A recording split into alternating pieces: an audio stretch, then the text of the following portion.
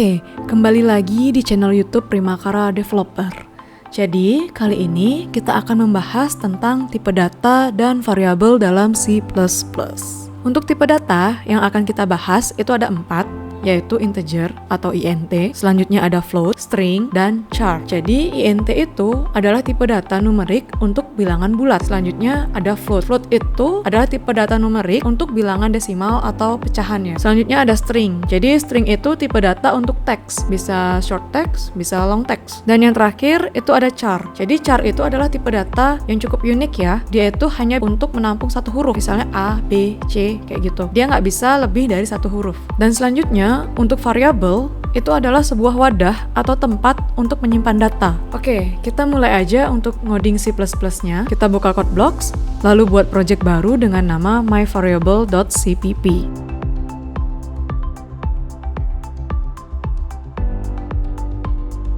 Kita coding seperti biasa, pakai include iostream, using namespace std, int main, lalu kita deklarasikan dulu variabel umur. Jadi umurnya itu int umur sama dengan 17. Int umur sama dengan 17 itu artinya integer. Umurnya itu berupa integer ya, karena itu berupa angka. Lalu kita ketik cout umur untuk menampilkan data umurnya. Lalu kita run. Nah, bisa dilihat di sini untuk variabel umurnya itu sudah tampil, yaitu 17. Oke, jadi di sini kita akan mencoba untuk menampilkan teks umur saya 17. Jadi kita tinggal tambahin teks umur saya di sebelumnya variabel umur. Setelah itu kita run. Oke, jadi bisa dilihat di terminal itu kelihatan umur saya 17 gitu ya. Selanjutnya kita coba buat di bawahnya itu umur sama dengan 20 gitu ya. Jadi ketika umurnya itu kita timpa dengan variabel umur yang sama menggunakan angka 20, apakah yang terjadi? Oke, jadi ketika kita run, itu umur saya 20 jadinya. Jadi variabel itu bisa kita ubah-ubah nilainya dengan menambahkan variabel baru dengan nama variabel yang sama. Kalau kita pengen si umur itu nggak bisa ditimpa atau nggak bisa diubah nilai variabelnya, alias nilai variabelnya itu fix, kita pakaiin yang namanya const, di depannya integer.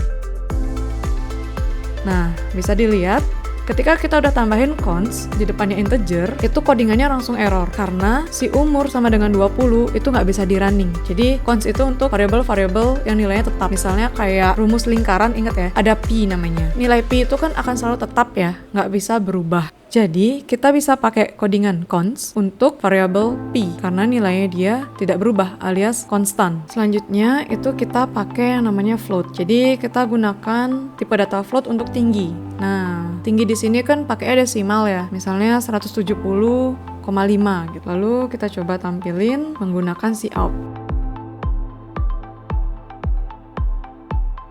Kita bisa lihat di terminal tinggi saya 170,5.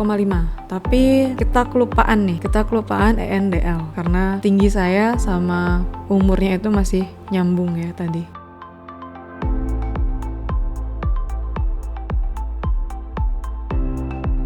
Oke, sekarang udah lebih rapi ya codingannya dengan ENDL tadi. Oke, selanjutnya kita coba nambahin string untuk variabel nama ya. Jadi di sini string namanya itu Vino. Terus kita coba tampilkan dengan nama saya Vino gitu. Terus kita jangan lupa juga tambahin ENDL-nya. Lalu kita run. Jadi ketika bikin nama saya Vino, itu Vino-nya itu pakai tanda petik ya. Vino-nya pakai tanda petik karena dia berupa string atau teks. Jadi setiap kata teks itu di C++ dia harus pakai tanda petik 2. Kalau nggak pakai tanda petik 2 nanti dia error. Oke, bisa dilihat di terminal itu udah tampil nama saya Vino, umur saya 17, tinggi saya 170,5. Selanjutnya kita akan tambahkan coding untuk variabel char atau karakter.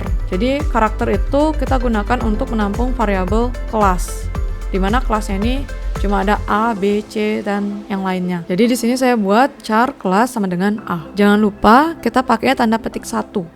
Kalau untuk char, dia itu berbeda dengan string. Kalau string tadi kan pakai petik 2. Kalau char itu dia pakai petiknya 1. Kalau char kita pakai petik 2 itu dia nggak akan jalan codingannya. Di sini kita akan coba tampilkan kelas gitu.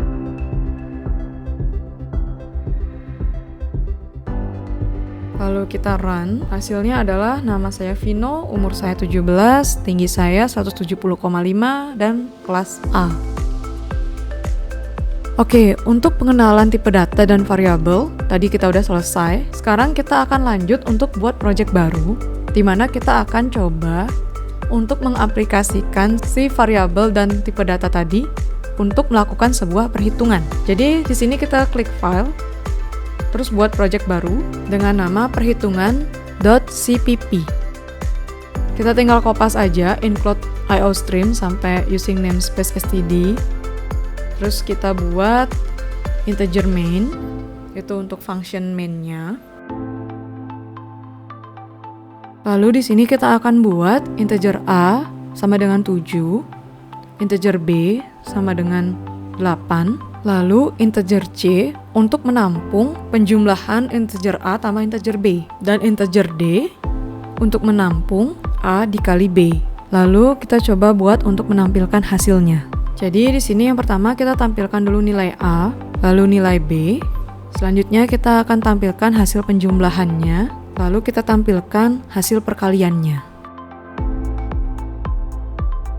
Setelah itu kita run, jadi bisa dilihat di sini nilai A itu 7, nilai B itu 8, lalu nilai A plus B itu 15, dan nilai A kali B itu 56. Selanjutnya, kita akan menambahkan variabel dengan tipe data float, yaitu Z sama dengan 5,5. Lalu kita tambahkan variabel V untuk menampung perhitungan dari Z dikali 4 dibagi 2 ditambah B. Lalu kita tampilkan hasilnya.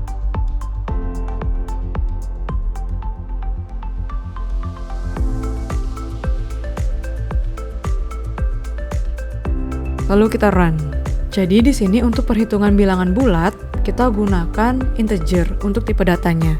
Tapi kalau untuk perhitungan bilangan pecahan atau desimal, kita gunakan float untuk tipe datanya. Bisa dilihat di sini, nilai Z sama dengan 5,5, lalu nilai Z dikali 4 dibagi 2 ditambah B itu 19.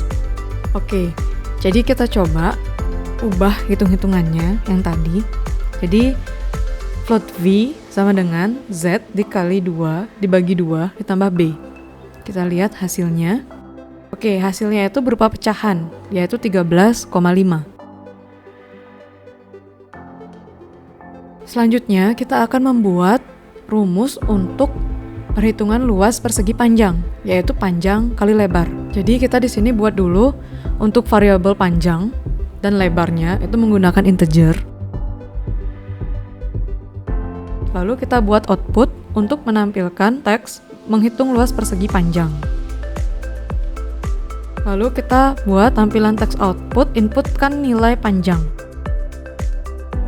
Dan cin, jadi cin itu untuk inputan variabel, untuk variabel panjang. Jadi nanti ketika di run, kita tinggal input nilai panjangnya aja, terus enter. Setelah itu nanti akan tampil lagi nilai cout untuk inputkan nilai lebar. Lalu kita gunakan codingan cin lagi untuk menginput nilai lebarnya. Lalu kita tuliskan rumusnya, yaitu luas persegi panjang sama dengan panjang kali lebar. Lalu kita tampilkan outputnya dari hasil perhitungan panjang kali lebar tadi, yaitu cout luas persegi panjang, lalu tambahkan variabel luas persegi panjangnya. Jangan lupa juga tambahkan ENDL pada bagian menghitung luas persegi panjang tadi ya. Lalu kita run. Nah, setelah di run, itu tampil inputkan nilai panjang. Nah, kita inputkan nilai panjangnya itu 12, lalu kita enter, lalu kita inputkan lagi nilai lebarnya itu 15, lalu kita enter lagi. Maka di sini terlihat luas persegi panjang itu 180.